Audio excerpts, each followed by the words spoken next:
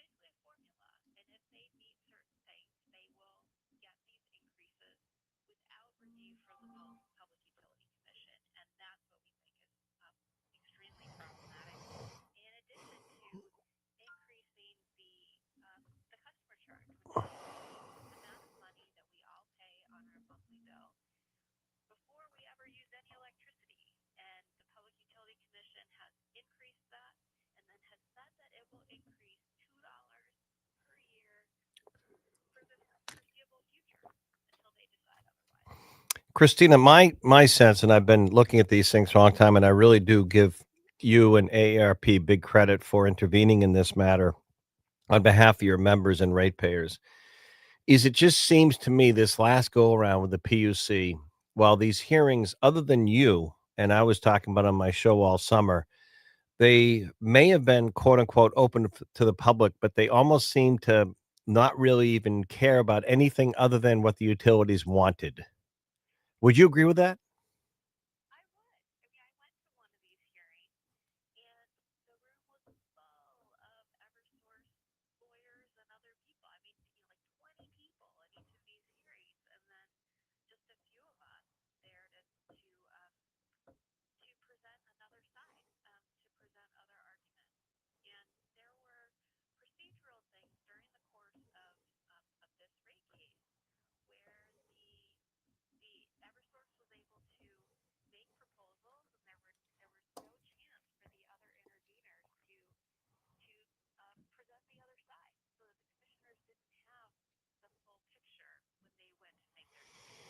And so, once again, before we let you go, I know you have a busy morning. Christina Fitzpatrick, AARP of New Hampshire. What are you looking for and calling for in terms of the Public Utilities Commission and another hearing?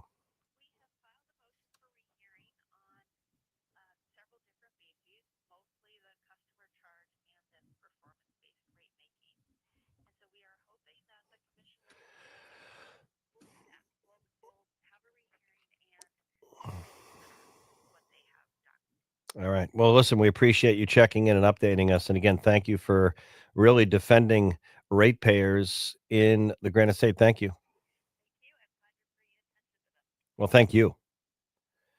Yeah, we're getting we're getting you know what, paying some of the highest electricity rates per capita in the country. It's ridiculous, ridiculous. Claremont, city of Claremont, they're going to be they're going to be they're going to be meeting again on this up to $5 million shortfall. I don't understand where'd all the money go in Claremont. They shouldn't have a shortfall. Where did all the money go? I told you a week or so ago when this kind of blew up, and it's pretty well documented. We had Kevin Landrigan, New Hampshire union leader, regular contributor on the show, and he used to cover that neck of the woods, if you will, in Claremont years ago. And he said they've always been known for just bad local fiscal management, budgets, education, managing the money. Where'd the money go in Claremont? It's not because they're not getting enough money from the state. An official told us last week, what was it? I don't have it in front of me, so please forgive me if I'm not accurate or correct, but I think it was like 1,650 students, 41 or 42 million bucks. Do the math. New Hampshire's spending a record number on public students in elementary, junior high school, middle school, up to $22,000 per student. So Claremont has a financial mess on their hands. And as I said on my show on commentary a week ago, why don't you fire all the administrators and senior people, not teachers? Don't punish the teachers in this mess. They didn't do it. Teachers today have to pay for their own supplies. They're not paid enough for the aggravation in terms of the environment today. They just want to teach. There's nothing more precious than a good teacher, and I mean that. But the people running Claremont and the school board, they're the problem. Some commentary, 603-228-2080. We have a lot of stuff going on. John Decker, our own White House correspondent, coming up in a little bit. President Trump yesterday, Decker was there in the Oval Office, the White House, talking about moving the Space Force Command to Alabama from Colorado. Also in Congress, they're talking about the Epstein files, a big dump of the files yesterday. What happens next is they try and come up with a new spending bill to avoid yet another looming government shutdown. Can you believe that? Also, you heard here this morning, he was just on the show a few weeks ago, not former Governor Chris Sununu, former Congressman and Senator John E. Sununu, his older brother, the governor's older brother from Rye, exploring a run for the U.S. Senate. The Sununus, they like the run for the U.S. Senate. I mean, it was Chris Sununu. He looked at it not once but twice, the former governor, and said on my show the most recent time after meeting with President Trump over a weekend in the White House. Sununu and Trump in the past had their differences, but President gave former Governor Chris Sununu a glowing, basically an endorsement and a stamp to run for the U.S. Senate. And then on that Tuesday of that week, Governor Sununu came into the studios and former governor said he's not running for the Senate. That made big news locally and nationally. Heard first here. Not on WMUR, just saying. And then now, a few weeks ago, John E. Sununu's older brother, apparently, according to sources, exploring a run for the U.S. Senate. That would rock the boat where Scott Brown and former State Senator Dan Innes are already in the race. Hey, Google, hey, Alexa, play the Pulse of an H. We'll update you on some of the other news talk on this Wednesday. Beautiful weather out there. We're back in a moment.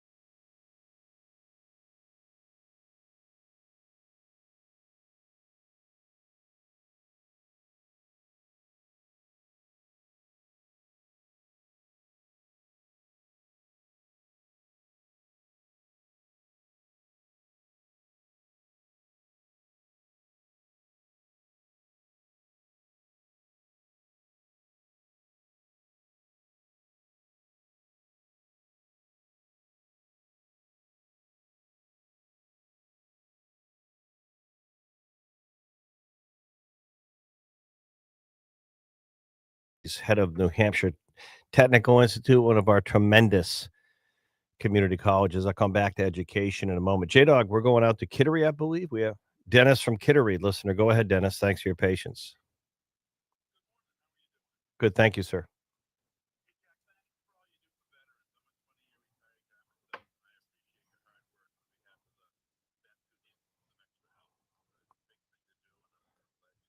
Thank you for your service. Yeah.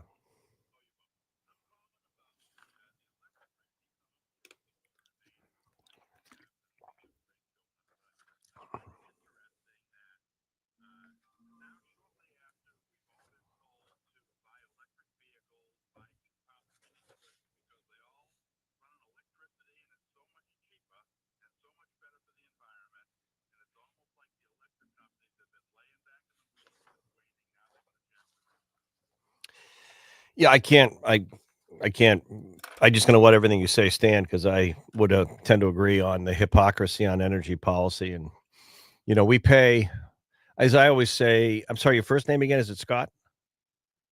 Dennis, I'm sorry, I have another listener on, Scott. Hold on, Scott. Dennis, thank you, Dennis. As I say on my show often, when you can't even understand your bill that's sent to you, they don't want they don't want you to know how they come up with that number that they charge you each month because everything is so stranded and convoluted and the distribution, the supply, the cost, the market, it's intentionally a mess. New England's a mess. We're the end of the natural gas pipeline, and I don't. We just get screwed over and over again. I don't. I wish it was a better way. I think in Maine, actually, Dennis. I think in Maine you have it worse than us. You're paying huge rates in Maine.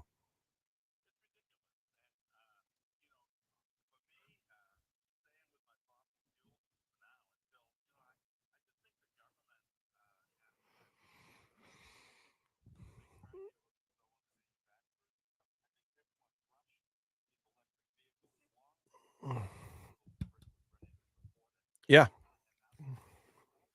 Well, don't even get me going on windmills. I don't know why anyone out there thinks they're a good thing on land or the ocean. What a joke in the Gulf of Maine. You might want to let Governor Mills know that that's not happening. Hey, before I let you go, I've been just noticing in Maine a couple of things on social media. The Maine Wire, which is sort of like the Republican minority at the state house. There's some one of the reps does these little videos, and the other one is this Bobby Charles. Have you heard of Bobby Charles? He's running. Well, Bobby Charles is this guy. I looked at the site this morning as I've been seeing the video post. He is hilarious. He's running for governor apparently, and so is a guy named Bush. But and I guess Mills may run for the Senate against Susan Collins. But he runs around Maine, Bobby Charles, in these videos. He's hilarious. He goes to like the Orono Public Library and he points out all the woke stuff there and like how they don't want Charlotte's Web, the book on the bookshelf. And he goes around the state talking about, but he's hilarious on the videos. I was going to ask you if you've checked them out.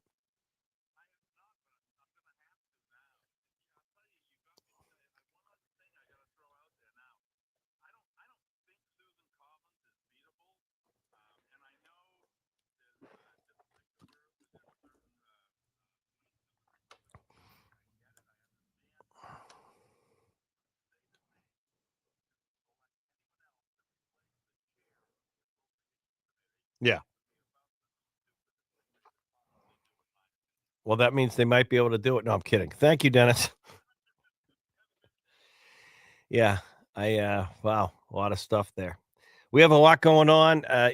Just on education for a moment. I'll come back to the energy stuff. I mean, I've talked a lot about it. And thank you to AARP for coming on and calling for this hearing again. I don't know what happened. Whenever, transparency is a good thing.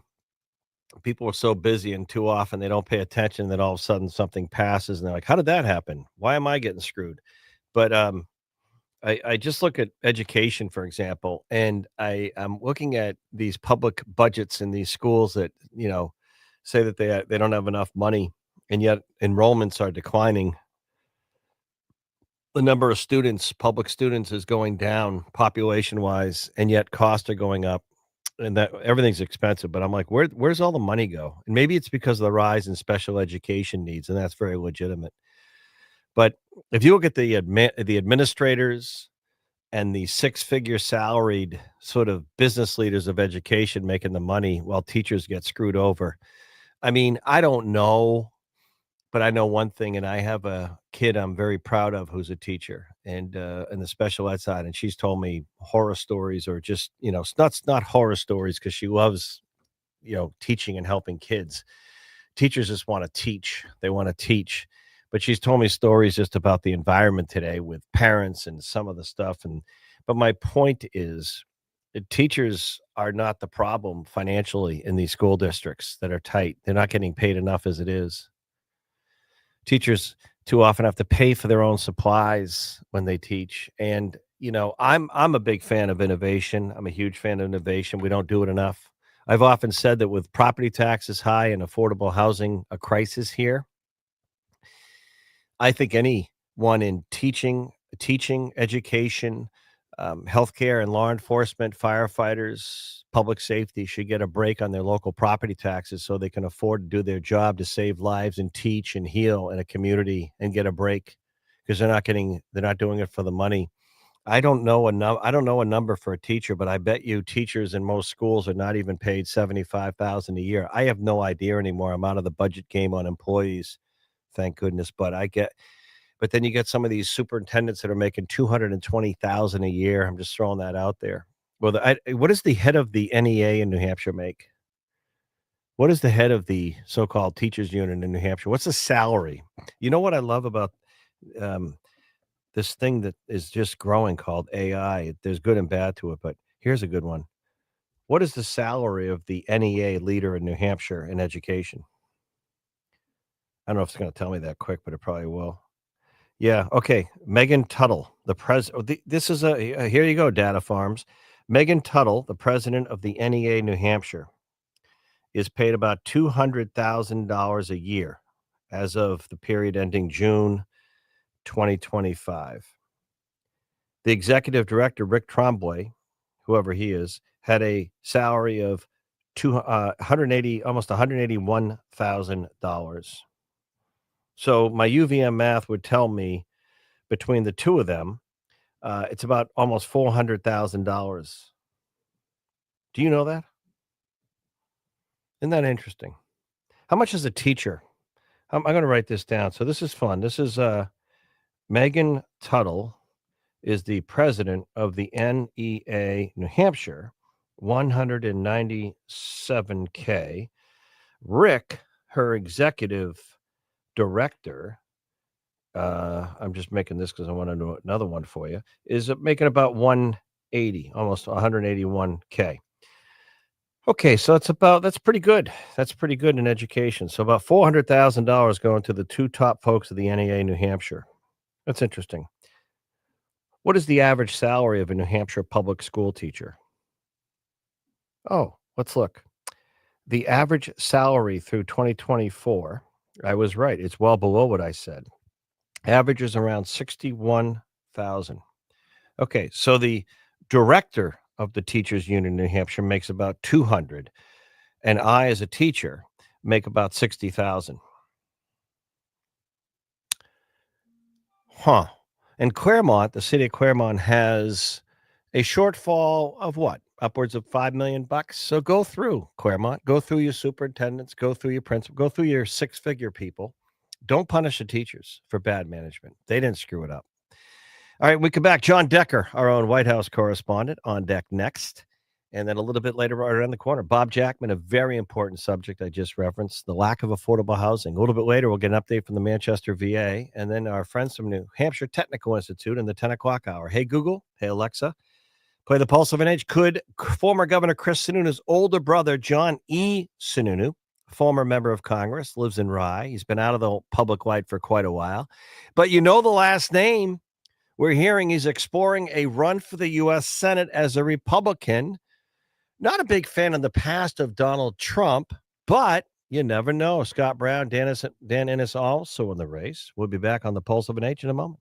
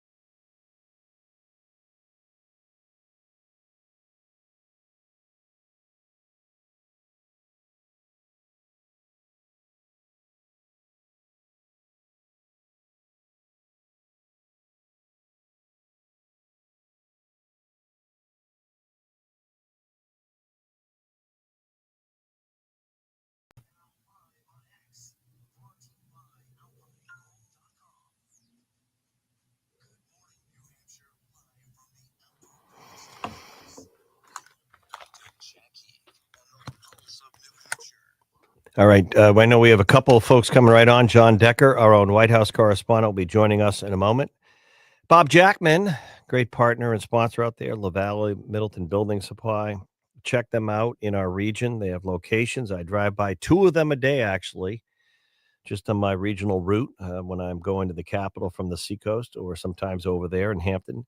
And of course, affordable housing, a real problem in the Granite State. And I just want to let John Decker get on for a moment from the White House, and then Bob's going to talk a little bit about that. A little bit later on, Manchester, VA will give us an update. Top of the 10 o'clock, we'll hear from our friends at New Hampshire Technical Institute. The President Tompkins, will be in our studios talking about their busy, busy fall season, and they are booming. They are growing. The community colleges in New Hampshire are growing. The four-year universities are declining in public enrollment.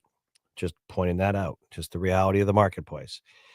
A little bit later on, we'll hear from our friends at the Lakes Region Community Mental Health. That's a very timely subject. We're not doing a very good job on that. And a little bit later on as well, we'll be talking about some more of the news talk of the day. J-Dog on the boards. I think he's bringing in John Decker, our own White House correspondent. News made yesterday in the White House, President Trump announcing the move of the Space Force Command from Colorado to Alabama, and also meeting with the leader of Poland today. The Epstein files still a hot topic in Congress.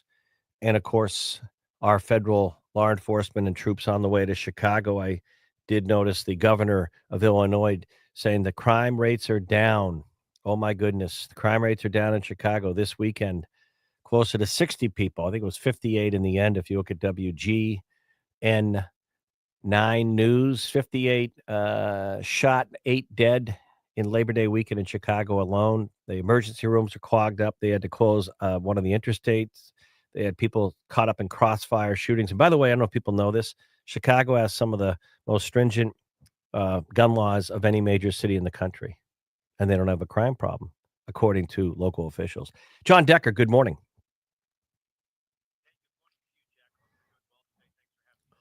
Always a pleasure and an honor. You go from watching Djokovic beat Taylor Fritz to covering the White House. John, busy day yesterday, busy day today, the leader of Poland there. But let's talk about Chicago for a moment.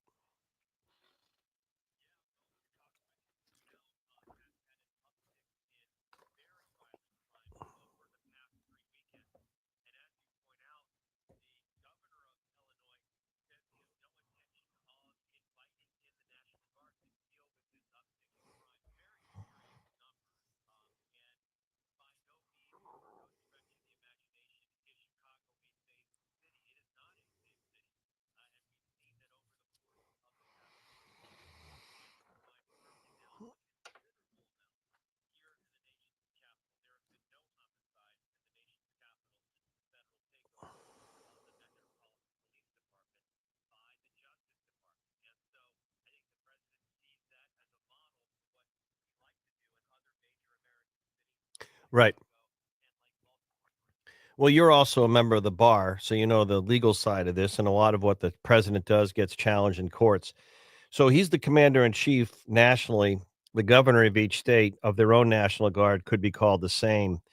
The District of Columbia sending the FBI to work with local police and the Metropolitan Police and National Guard troops. The district, the capital, might be a little different than Chicago. The president, of course, sending them during the LA anti-ICE protests that turned to riots. One court saying that was he couldn't do that. He said he was sending them to protect federal law enforcement and buildings, but the president saying it sounds like he's planning to send in federal folks into Chicago regardless. Is that what it sounds like?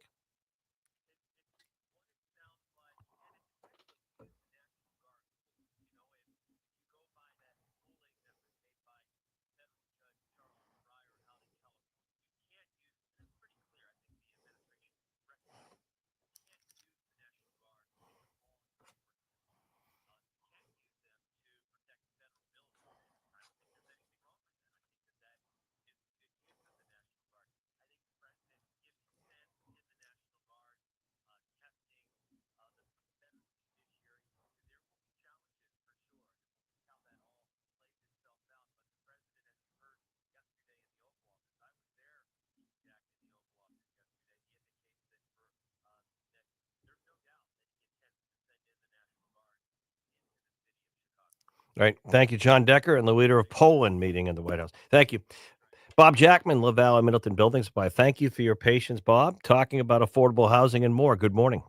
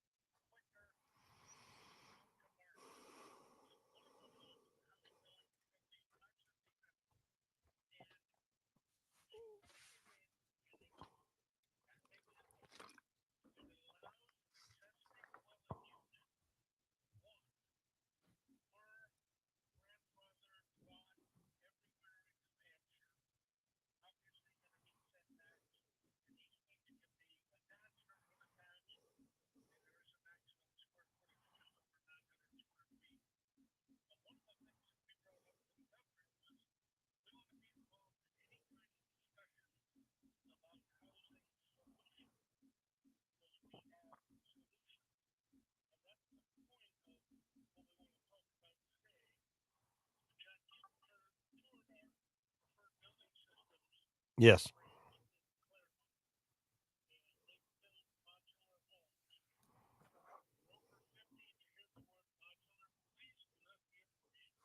Yeah.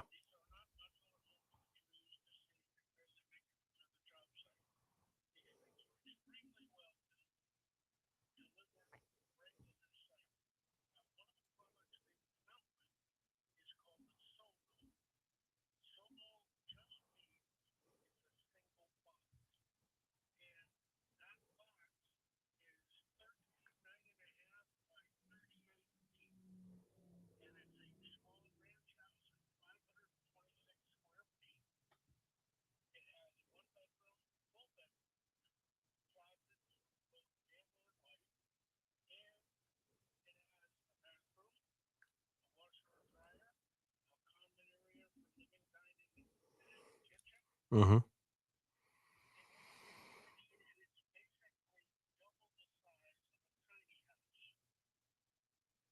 Yeah.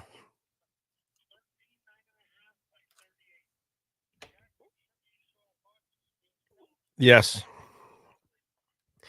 Well, I went there that day. I went there. I brought a builder friend, and he said these are built the better quality than on site because you control all the variables. So the insulation, the wood, the thickness, the quality, even the shingles on the roof are put on inside your huge facility there. All basically state of the art, better than can be done on site, and pretty amazing setup you have there.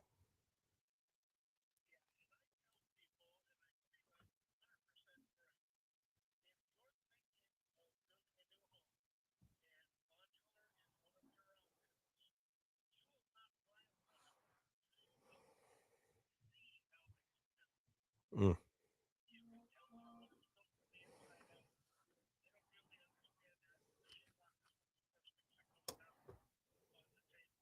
yeah.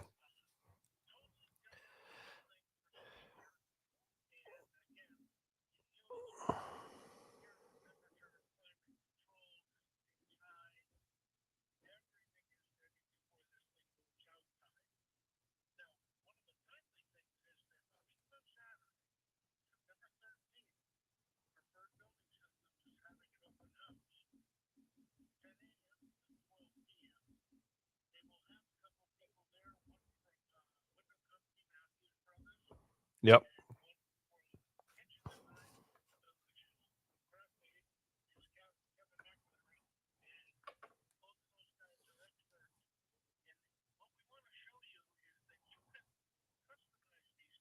Yeah. Well, yeah.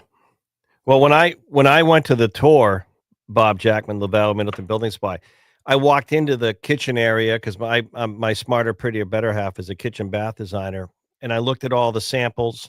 You can pick your kitchen, your countertops, your granite countertops for your kitchen, your bathroom, your plumbing, your vanities, all the cabinets. You have your showroom right there, so that someone can go in, do all that, have it all done there, and when that box or whatever arrives at the site, and if all the site work is done, in one day, that home can be up, and it's pretty amazing to see how you do it.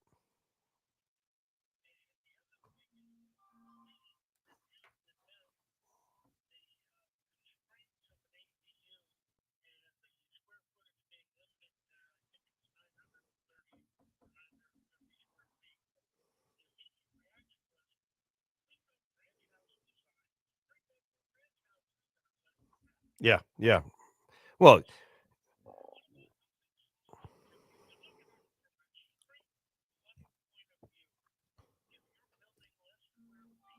yeah, yep,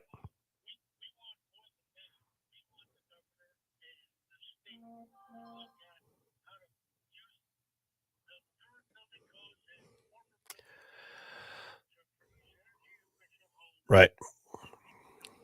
Absolutely. Bob, when is the open house at your building center?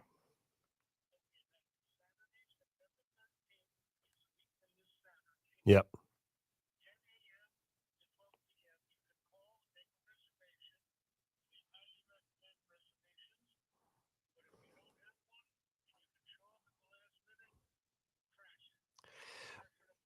right.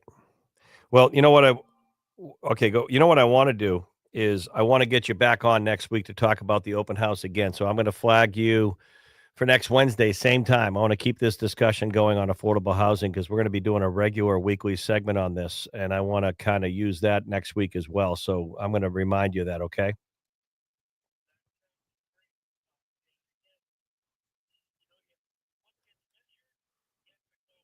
Yep,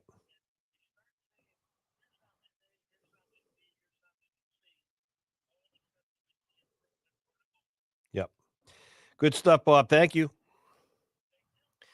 All right. Coming up, mental health, a big part of my weekly discussion, daily discussion. We're going to hear from our friends at the Manchester VA and their mental health director. They are expanding services there, and it's needed, it's important, and it's a good message for veterans. You need to hear it. And very importantly, I'm learning more and more the caregivers, the people around the veteran. Hey, Google, hey, Alexa, play the Pulse of an Age. We're back in a few.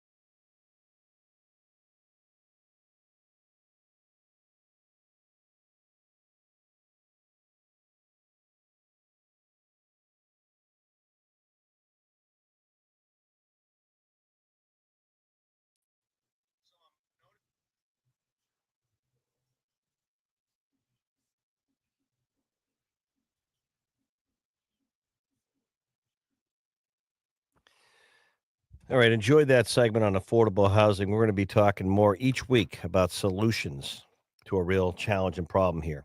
Another problem, mental health. We as a society, we as a state, we as a nation have not done a terribly good job dealing with anxiety, depression, and frankly, suicide. I know it's tough to talk about. We need to. And folks at the Manchester VA are cognizant of that as well. Kevin Forrest, the director, Manchester VA, with an update with his chief of mental health services and how what they're doing to expand. Good morning, Kevin.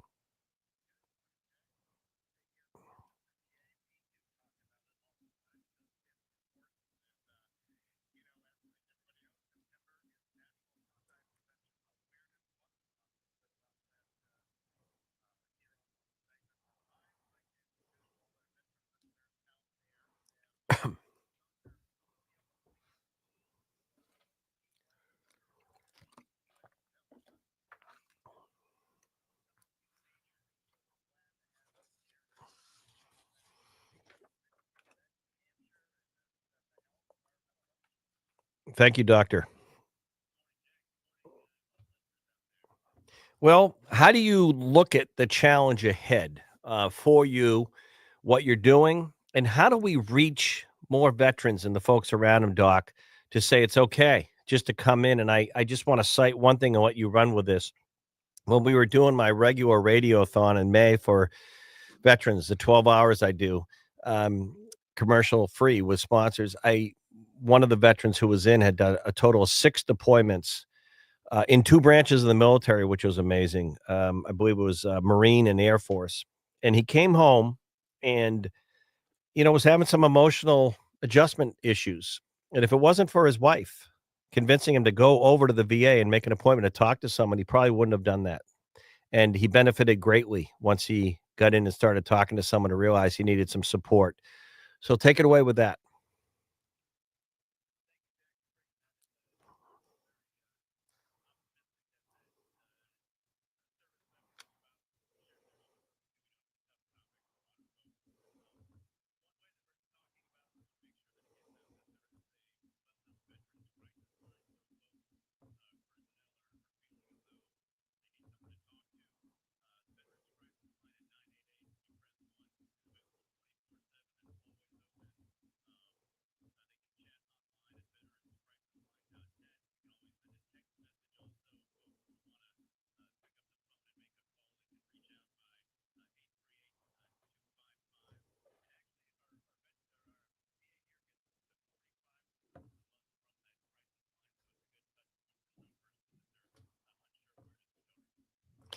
Again, it is a difficult discussion. And you know that, doctor and Kevin. And it's tough because in society, we've seen not enough addressing open without stigma, uh, emotional, mental health issues, anxiety, stress, depression. If someone has a bad back, doctor, if they pull their back muscle or a disc, everyone runs with a different remedy for you, right? But if you have emotional and mental health stuff, people run the other way.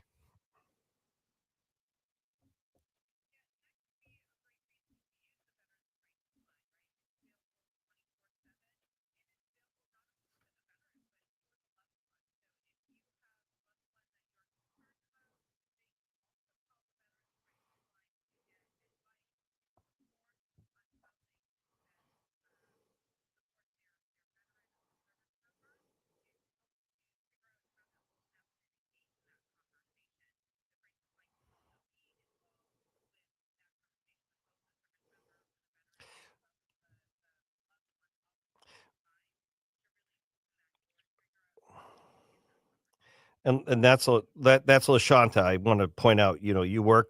Yeah, go ahead. And LaShanta and Doctor, I appreciate Doctor.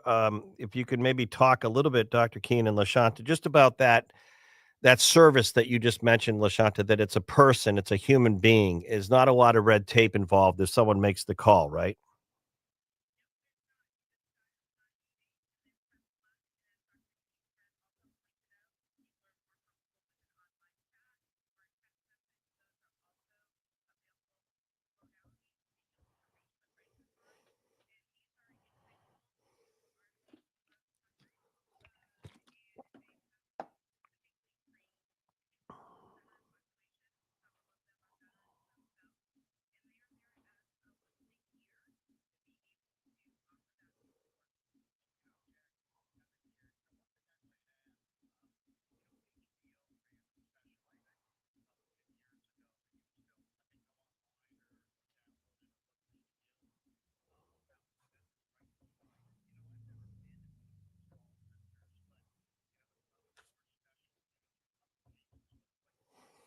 Hmm.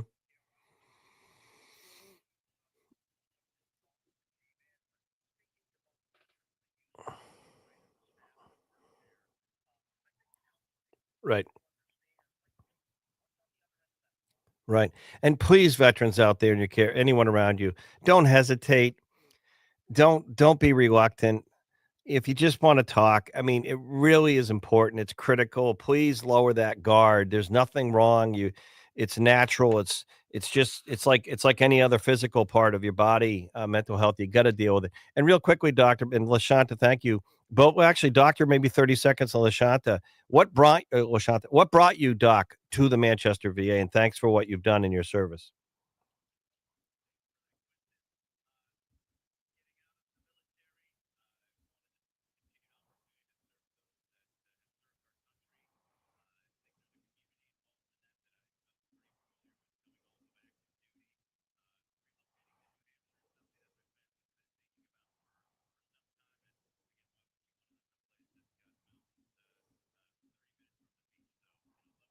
I like how I like how you put that. Lashanta, what was your story to the VA?